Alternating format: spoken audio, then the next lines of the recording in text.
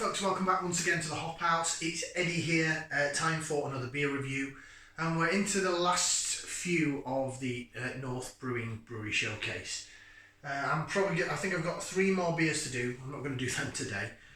So I've had Citrus IPA, I've had the Dig Brew with North Brewing collab from Beer Central in the Golden Age, not the Golden Hour. And now we're going to do a biggie. So this is probably going to be the last one for me from this batch. Ready to see what we're going to review? Okay, intro, sorry. See? I'm already way ahead of myself. If you're brand new to this channel, welcome along to the Hop House. We're like hoppy beer, we're like house music, we're on the beer side. If you like either of those or both, then give us one of those. Give us a like, share, subscribe to this channel. If you want it, if it's your cup of tea. Okay then, we're going up in the ABV, we're hitting double IPA territory. This is one of the beers from my Nrewser Brewery subscription boxes. So I'll show you what it is. It is this. This is when you get a beer direct from North, that's what you get. You get the logo and the can design on the front. It has no information. Excuse me. And then you have to turn it over. And that will tell you that it's called Glowbirth. And it's a DIPA double IPA coming in at 8% ABV in a 440 milliliter can. I think this is still available on North Brewing website. I know when I have a look on Untapped and when I went into the North Brewing tap room at Snow Hill in Birmingham, they have this in the fridges to take away. So I'm guessing it's still available in the premises at Leeds, and I'm guessing it's still available on the website. But I could be wrong. I mean, this came in my November beer box. I'm only getting around to reviewing it now in February. Best before on it is September 2023. So, yeah, we're good to go. Right, let's get it out then. Using my icebreaker. This is my favourite glass. This is the one. If I'm just drinking, I always stick it into this glass. Green King Icebreaker Pale Ale, which is decent. I've had it on keg. It's very good. I'll have to review it some other time. Right, let's get this out then. Look at that. We'll put it to there. I'll do. That'll do. Oh yeah. That looks murky. It looks thick. Very chicken stocky. A little bit darker than custard. I'm not sure how dark or it's looking at your angle here. If I hold it up to the natural light, yeah, it's custardy colour. But off the light, it looks a little bit darker, looks a bit more orange. There's a good, lovely white head on it. Apologies if the light goes back and forth. It's the light coming through the window, the sun keeps going behind a cloud. We're in February, we've got a bit of sunshine. Sunshine. That looks great. Let's laser vision it. Jig, jig, jig, jig, jig for those that love the lacing. Look at that head. And then we'll twirly, whirly, swirly it. Oh, look at that. You can tell there's body on that, can't you? You can absolutely tell this is going to be a belter. That looks phenomenal. That looks absolutely sensational. I'm really looking forward to this. Should we go for some aroma? Put that into there. Let's give it a whiff, see what we can sniff. Oh. You can smell almost like the wheat and the oats in it. Unripened or over-ripened fruit dankness. Really quite sweaty smelling as well, sweaty dankness. Yeah, I'm going to stop calling it unripened fruit. I'm going to call it over-ripened fruit because it goes along with the sweatiness. So you're thinking, if a mango's been out in the sun too long and it's starting to sweat and it's just giving off that smell, pithy smell. It's a flavour profile I'm getting used to. The first few times you have it, it really makes you go a bit, ooh.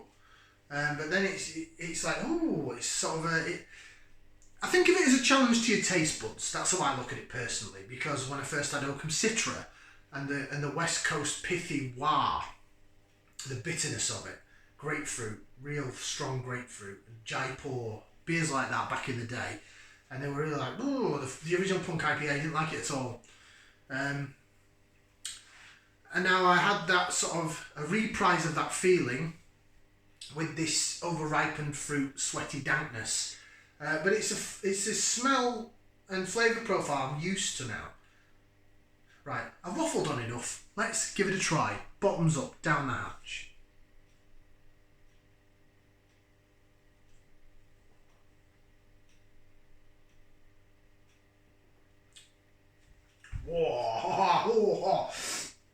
Oh, that's dank, all right.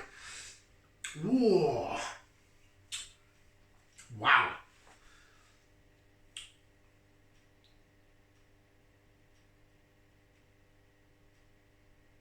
Mmm. Mm-mm-mm.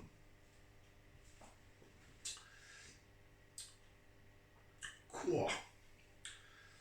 Cool blimey. Cool blimey, governor. What a beer. What a beer. What a beer. You just pour it in and you just see it settle and you just think, yeah, that's quality. Double IPAs scare me because of the ABV, but the taste on them is out of this world. The last time I had a beer as good as this, double IPA wise, it was probably at Beer Central, and it was probably North Brewing again in their double transmission. Now, transmission is their core IPA. I haven't included it in this brewery showcase. I should have done. But when I went to Morrison's to pick it up, it sold out. I might get some from the North Brewing tap room, Snow Hill. But transmission is a tremendous IPA.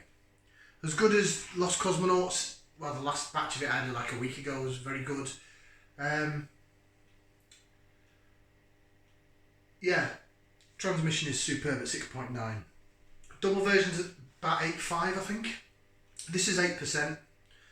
The flavour's still going all around the mouth. It's totally and utterly taken over my mouth. I've been talking for a couple of minutes now without having another sip. I've just re-poured it. I'm just looking at it, you know, as in like in awe. That's the sort of beer that it is. Cheers.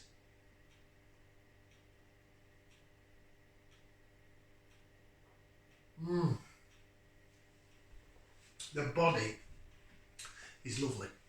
It's sort of the double IPA thickish body that you'd expect. It's quite oaty.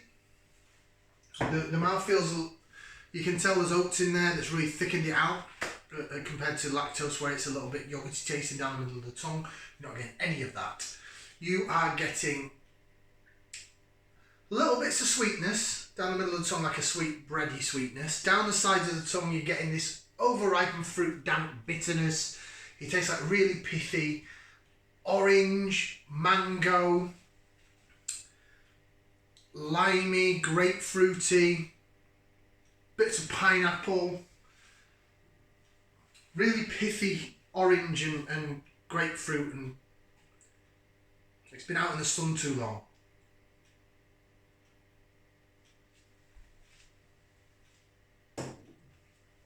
Oh, it's like the rind.